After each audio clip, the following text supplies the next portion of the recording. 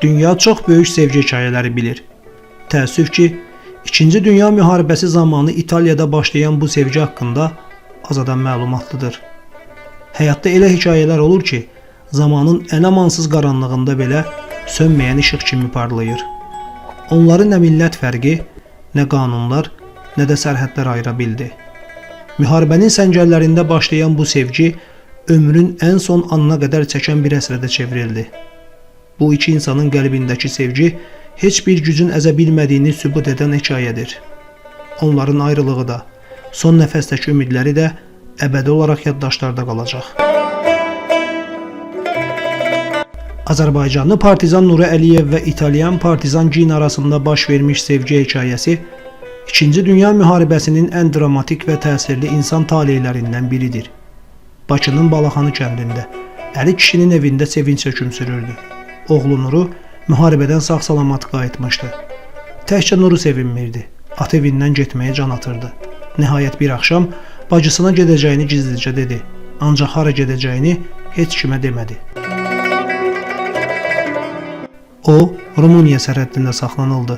Elə ilk dindirilmədə İtaliyaya getdiyini açıq şəkildə bildirdi. 23 yaşlı gəncin dindirilməsi təxminən 30 dəqiqə davam etdi və NKVD üçlüyü onu güllələmək qərarına gəlmişdi. Nuru Əliyev xüsusi əsir düşərgəsinə köçürüldü və o, rəhbərliyini satqın olmadığına, kommunist olduğuna, faşistlərə qarşı vuruşduğuna, partizan olduğuna inandıra bilmişdi. Ancaq sadə və təbii bir suala cavab verməkdən imtina etdi. Niyə İtaliyaya getmək istədiniz? Nəticədə Nurunun ölüm hökmü 25 il həbs cəzası ilə əvəzləndi və o, Vorkutaya, çox az adamın qayıtdığı yerə göndərildi. Ən qanlı müharibələrin birindən sağ-salamat qayıdan, bəxti gətirən oğlanı evini tərk edib ehtiyatsız addım atmağa nə vadar etdi? Axı o, rahat yaşaya bilərdi, ailə həyatı qura bilərdi. Nuru isə müharibə illərini xatırladı. Faşist konsentrasiya düşərgələrindən qaça bilmiş bir çox Sovet əsgəri İtaliyanın şimalında partizan birləşmələrində cəmləşmişdi. Bir gün aralarında Azərbaycanlıların dolduğu Sovet əsgərlərinin böyük bir dəstəsi Bolero partizan briqadasının fəaliyyət göstərdiyi Bologna şəhərinin kənarına çatdı. Əvvəllər Azərbaycanlıların döyüşdüyü bu briqadaya gələnlər sevinclə qarşılanırdı. Qısa istirahətdən sonra bu dəstənin döyüşçüləri faşistlərin ərzaq karvanını məhv edərək ilk əməliyyatlarını həyata keçirdilər. Əməliyyat itkisiz həyata keçirildi. Azərbaycanlılar Boleroda şöhrət qazandılar. Şöhrətləri uzaqlara yayılmışdı. Həmin vaxt İtaliyanı idarə edən respublikaçı faşistlər və Hitlerçi SS bölmələrinin komandanlığı bölgədə fəaliyyət göstərən partizan birləşmələrini məhv etmək üçün əməliyyat planı hazırlayırdılar. Aralarında Nurunun olduğu kiçik qrup Navil qəsəbəsində puskuya düşür. Qeyri-bərabər döyüşdə Nuru yaralanaraq əsir düşür. Düşərgədə çətin günlər keçirirdi. Bir dəfə dindirilmələrin birində Nuru 20 yaşlı qızla qarşılaşdı. O da partizan idi və Nuru kimi işgəncələrə, təhqirlərə məruz qalırdı. Növbəti dindirilmədən sonra hər ikisini vəhşicəsinə döyüb qəribə də olsa eyni kameraya göndərmişdilər. Uzun boylu, mavi gözlü Gina yerli keşiş Negrinin qızı idi. Lakin briqadanın əksər döyüşçüləri kimi o, kommunist fikirlərini bölüşürdü. Buna görə də o, SSR-yə və müvafiq olaraq bu ölkədən olan partizanlara xüsusi rəğbət bəsləyirdi. Nuru və Gina kamerada bir həftə qaldılar. Şans onlara birlikdə əsirlikdən qaçmağa imkan vermişdi. Elə oldu ki, onları növbəti dindirməyə apardıqları anda partizanlar həbsxanaya hücum etdilər. Hücum dəf edilsə də, çaşqınlıq içində gənclər qaça bilmişdi. Növbəti yer Villa Artois xəstəxanası olub.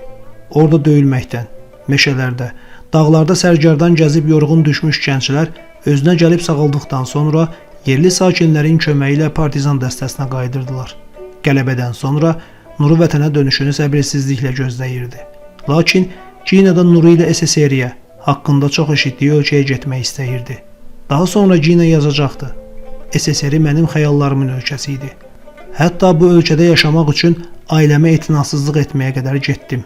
SSR-də yaşamaq üçün nə qədər qohum və dostlarımın mənə paxıllıq edəcəyini xəyal edirdim. Lakin Gina'nın atası qızının bu sevgisinə xeyir-dua verməkdən qətiyyətlə imtina etdi və ondan Sovet ateistindən uzaq durmağı tələb etdi. Gina heç nə eşitmək istəmədi. Ancaq valideynləri ilə münasibətləri pozmamaq üçün Nuru ilə Milana getdi. Burada gənc cütlük onları qanuni nikahda birləşdirmək xahişi ilə Polşa əsilli pravoslav keşişinə müraciət etdi. O asanlıqla razılaşdı. O, bizdən daha xoşbəxt idi, deyə Gina yazırdı. Müqəddəs ataya həqiqəti dedi. Katolik atam mənim müsəlmanla evlənməyimin əleyhinədir. Kahin əvvəlcə Nurunu vəftiz etməyi təklif etdi. O razılaşmadı. Amma mən onu inandıra bildim ki, bu xırda və sadəcə bir rəsmiyyətdir. Sonra o, hiləgərcəsinə gülümsəyərək razılaşdı. Beləliklə, Nuru vəftiz olundu və Aleksandr adını aldı. Bundan sonra toy 12 aprel 1946-cı ildə oldu. Gina atasına nikah şəhadətnaməsini göstərdi və o, onun Nuru ilə evlənməsinə razılıq verdi və hətta yeni evlənənlər üçün ayrıca otaq ayırdı. Amma o heç vaxt xəbər tutmadı ki, Nuru vəftiz olmasına baxmayaraq bu otaqda mütəmadi olaraq namaz qılır və müharibədən sağ çıxdığı üçün Allaha şükür edir. Yeni evlənənlər Bolonyada yaşamaq istəmirdilər və ilk növbədə Nurudan hər gün SSR və Bakı haqqında soruşan Gina arzuladığı ölkəyə tez çatmağı tələsirdi. Nəhayət, onların sənədləri hazırlandı və Milanda Sovet konsulluğuna təqdim edildi. Lakin gənc cütlüyü qəddar məyusluq gözləyirdi. Onlara kilsə nikah sənədlərini qeydiyyatdan keçirməyin və həyat yoldaşını SSR-yə göndərməyin mümkün olmadığını söylədilər. Bundan əlavə, təqdim olunan digər sənədlər də kifayət etmədi. Daha sonra Gina İtaliya Komünist Partiyasına müraciət etdi. Nuru ilə Bolero Partizan briqadasının tərkibində döyüşdüklərini, birlikdə əsir düşdüklərini və işgəncələrə məruz qaldıqlarını göstərən sənədlər topladı. Bu sənədlər Sovet konsulluğuna təqdim edildi. Burada gənc cütlüyə Şimali İtaliyada sona çatan yüzlərlə Sovet əskəri kimi Avstriyanın San Valentino Dilinski düşərgəsinə getməli olduqlarını və yalnız oradan SSR-yə gedə biləcəklərini söylədilər. Yeni evlənənlər bilmirdilər ki, konsul yalan deyir. Əslində onları cəhənnəm əzabları gözləyir. Avropanın ən böyük düşərgələrindən olan bu düşərgə faşist düşərgələrindən heç nə ilə fərqlənmirdi. Gina və Nuru ayrılaraq müvafiq olaraq qadın və kişi kazarmasına göndərildi. Gina bütün sənədlərini saxlayırdı. Gənclər bir-birini görmə imkanından məhrum oldular. Konsentrasiya düşərgəsində qaldığı 8-ci gün Gina siyasi şöbəyə çağırıldı və Bajerov ona Nurunun vətən xaini olduğunu və Sibirə sürgün ediləcəyini söylədi. Gina komissardan sənədlərə bir daha baxmağı tələb etdi və o biganəliklə dedi: "Bu sənədlərin heç bir əhəmiyyəti yoxdur. Mən onları cırdım."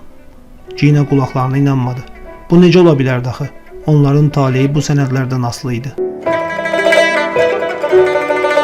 Gecə saat 3-də mühafizəçilərdən biri Ginanı oyatdı və dedi ki, qızıl zinət əşyalarından imtina etsə, partizan Aleksandrla bir dəqiqə danışa bilər.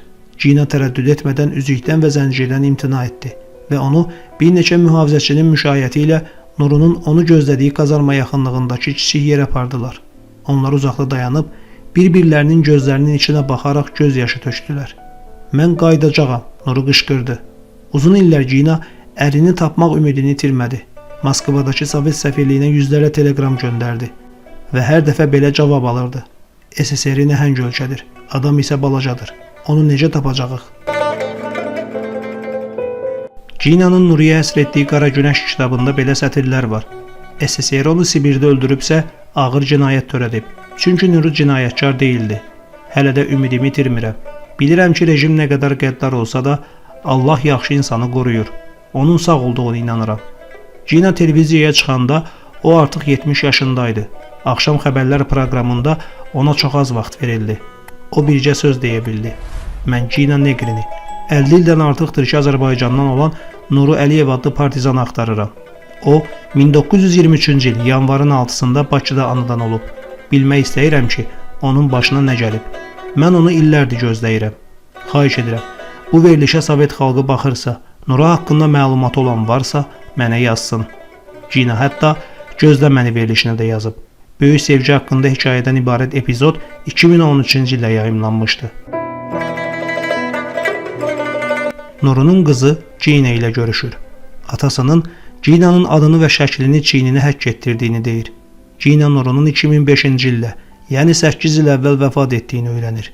Bu xəbəri aldıqdan 4 gün sonra Gina dünyasını dəyişir.